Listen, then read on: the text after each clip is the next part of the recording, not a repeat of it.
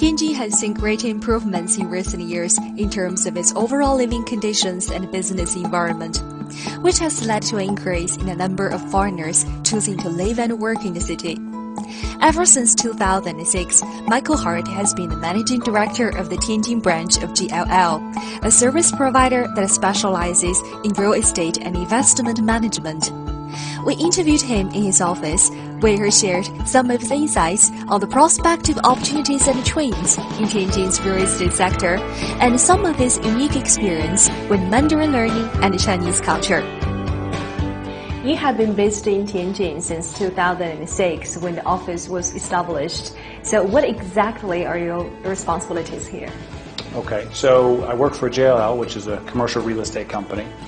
When I first started, our clients were foreign and they knew who we were. Now a lot of our clients are Chinese, so I have to spend a lot of time so they know what we're doing. One additional thing that I do for JLL is I represent our smaller cities. So we have 13 offices in China, and Tianjin is what I call real China. So Beijing and Shanghai are a little bit different, but I can reflect back to our bosses how business operates in a real Chinese city like Tianjin, and we can take that experience and put it back into how we run our other China operations. Why do you call Tianjin real China? Well, so in China, of course there's a lot of people, etc., but in Beijing and Shanghai, a lot of things revolve around foreign clients. But in Tianjin, we have real Chinese consumers. They're the ones shopping in the malls, and they're the ones leasing office space or owning it. And so if your clientele, like ours, is about 95% Chinese in Tianjin, you need to have a very Chinese-focused strategy. I've learned that JLL offers integrated services for both property owners and also investors. So do you have to customize your services for the unique needs of a particular region, say Tianjin? We consider our clients to be owners, operators, and users of space. And there is some difference. So for example, in northern China, in Tianjin, the winters are very cold. So we try to make sure that when our clients build office buildings, they build the lobby so they'll be warm in winter. You wouldn't have the same problem in Guangzhou. Or every time it snows, the teams have to be out at 4 a.m. to clean the walkways and the driveways. So there's a little bit of that.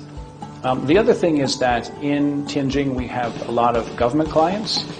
They're very focused on making sure that Tianjin sells itself well.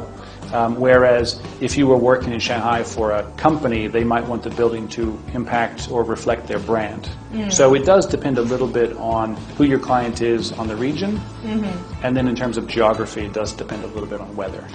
So you used to be the chairman of the AmCham China Tianjin chapter. Right. So how has the business environment here changed in Tianjin over the years? 10 years ago, the business environment in Tianjin was very much focused on manufacturing. So today, with a lot of investment in service, in hotels, professional services, the city's changed a lot. One, they've focused on building infrastructure to make things more convenient. So Tianjin is a great place now to get around because we now have, of course, high-speed links to Beijing. The subway system is built out with the new airport, so that's all convenient. The other thing is we now have a lot of nice hotels. So a lot of nice places to go dine, and so that environment of Tianjin as a manufacturing base or Tianjin now as a tourism hub, that's really changed sort of the business environment. Right. We actually have a lot of people come from Beijing on the weekends to come down for a quiet weekend, stay along the river, stay at a nice hotel, go and eat out the local delicacies. So the bullet train has made it so convenient. Like they have the interval of the bullet train from Beijing to Tianjin is only like 5 minutes, I don't know. So convenient because of the transportation. Sometimes too convenient. If the boss wants you to go to Beijing, then you have to hop on the train. But it's a pro and a con. Certainly, the train has linked Tianjin to Beijing very closely. In some cases, it also means we're competing with Beijing. We need to be as good in Tianjin as we are in Beijing. The offices here need to be as nice and shiny as they are in Beijing, or people will be disappointed because they might have been in a Beijing office building this morning. So it makes everybody raise their game a bit by integrating the cities. What potential does Tianjin hold as a real estate investment market? When people look at markets, they look at what's the size of the market. Tianjin has 15 million people, so it's an attractive market.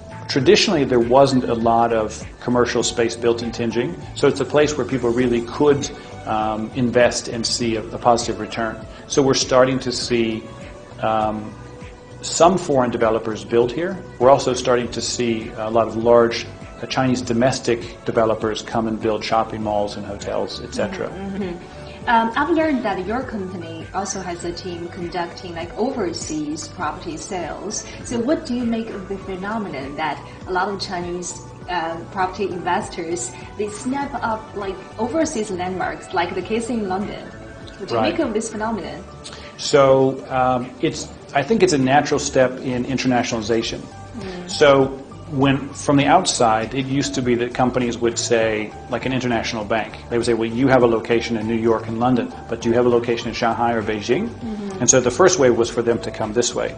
Now it's the reverse. There are these huge Chinese multinationals that have billions of dollars of assets or revenue, and people would say, well, you're all over China. How come you don't have a location in London? How come you don't have a location in New York? So it's partially the natural progression, but it also shows, of course, Chinese growing economy. You're going to see participation in those major markets by Chinese companies. So, I think it will continue. There are a lot of global companies that are Chinese companies, and of course, they're going to want global locations. So. Now there is this plan going on, like to integrate Beijing, Tianjin, Hebei. So, what opportunities or impacts might this plan bring to the real estate industry in this region? Bringing those three areas together, Beijing, Tianjin, and Hebei, creates one large market. So it means that all of those residents are potential customers, whether it be for hotels, shopping centers, etc. So I think when investors in real estate look at this market, they're interested in all of those areas. If you can't afford to invest in Beijing, maybe you could invest in Tianjin. If you can't afford Tianjin, then Tangshan or Shijiazhuang are also places. So I think we'll see money flowing into the real estate markets of Tianjin and Hebei as a result of this integration. You have been living and working in Tianjin for over 10 years. I assume you must feel half native here. Tianjin it's a place a lot of people don't think of at the top of their list, but it's actually a really great place to live. So there are a number of expats who have been here for 5 or 10 years. It's a very comfortable place to work. It's a very comfortable place to raise a family. So we joke that Tianjin is a small town of 15 million people. So if you look at the statistics, it's a very big city. Whether it be with the government or with the foreign business community, you can really make bonds and meet people. So what is the biggest change you have witnessed in the city? With all the investment in green space and hotels and retail, it's become a really nice livable place. I knew that Tianjin's investments had paid off when a friend of mine in Seoul called me and said, wow, you live in a beautiful city. And I said, how do you know? And he said, I've seen the videos of what the riverside looks like. And so, the Haihe River. Right. So I think the money the government has invested in greening up the city, and especially along the river, has paid off. People are starting to realize what a nice place it is. As I heard that you're very fluent in Mandarin, so what drives you to learn Chinese? Yeah, so I think international business is about bridging gaps. And we do recruit a lot of staff who speak English pretty well, but there's a lot of staff who have really great skills but may not have great English skills. So I try to do the same thing that the staff do. I try to invest back in myself to bridge that gap. So if I can speak Mandarin, even if it's so-so Mandarin, then my staff will be encouraged to use their language skills to try to contribute. So learning Mandarin is not easy. And it's very humbling, and I make a lot of mistakes even when I think I know what I'm saying. And so I think if my staff see me making the effort even when it's not easy, then they will do the same thing.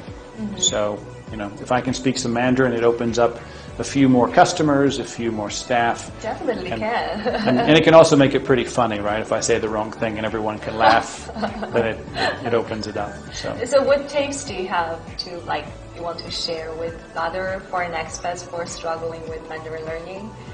Well, I know quite a few of my foreign friends, they're struggling with the language. Yeah, it's for Westerners, it's often easy to learn a Western language because it's similar to English, and Chinese is very different. Part of it is to continue to put in the time. It's something that, a couple days a week or every day a little bit would help. Insistence, so. Yeah, to be consistent and to insist on practicing. The other thing is you can practice your Mandarin in a relaxed setting. It's much easier to try it at lunch than it is in the middle of a board meeting. Do you consider this as a formal setting or not? You can speak some Chinese words. 我们可以试试看。因为 Okay. 当地在天津，很多我的客户都是天津人，所以我必须有能力跟他们用中文沟通。That's great. That's great. Your Mandarin is better than my English. No, not at all. Not at all. And my children remind me my tones are always wrong. So what aspect of Chinese culture are you most interested in? I think one of the things for a lot of foreigners is we have seen the Chinese architecture and we know of a long history. So it's always interesting to visit the places that have, this long history and to see it. China is a very busy, bustling place. So sometimes the most peaceful places are actually in and around old buildings or in old gardens or temples. And so it's always nice to visit those. I've also seen that my Chinese colleagues who've been very focused on their careers, they've become more interested in Chinese, culture and history, whether it be drinking tea or visiting historic places. And so it's nice to see China be successful. It's also nice to see China focusing a bit back more on traditional culture.